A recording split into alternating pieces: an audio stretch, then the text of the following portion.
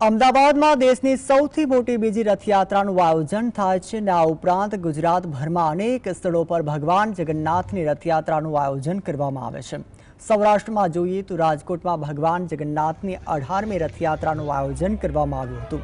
રાજકોટના નાના મવા સ્થિત ખોડિયાર મંદિરથી રાજકોટના રાજવી ઠાકોર સાહેબ માધાતા સિંહજી અને યુવરાજ રાજા દ્વારા પહેલી વિધિ કરવામાં આવી હતી અને રાજકોટના 27 કિલોમીટરના લાંબા રૂટ પર રથયાત્રા નીકળી હતી। તો બોટાદમાં ગિરનારી આશ્રમથી 28મી રથયાત્રા વાજતે ગાજતે નીકળી હતી। સાધુ સંતોની આગેવાનીમાં નીકળેલી રથયાત્રામાં બાળકો વેશભૂષા સાથે દેખાયા હતા અને 20 જેટલા સુભાષિતો ટેબલો સાથે રથયાત્રા નીકળી હતી અને સુરેન્દ્રનગરમાં પણ 7 સ્થળો પર રથયાત્રાનું આયોજન કરવામાં આવ્યું હતું। લીંબડી, ધાંગધ્રા, સુરેન્દ્રનગર, વઢવાણ, પાટડી રથમાં રથયાત્રાનું આયોજન કરવામાં આવ્યું હતું। લીંબડીમાં પ્રથમવાર રથયાત્રા નીકળી હતી। પોલીસના કડક પોલીસ બંદોબસ્ત વચ્ચે રથયાત્રાનું આયોજન કરવામાં આવ્યું હતું।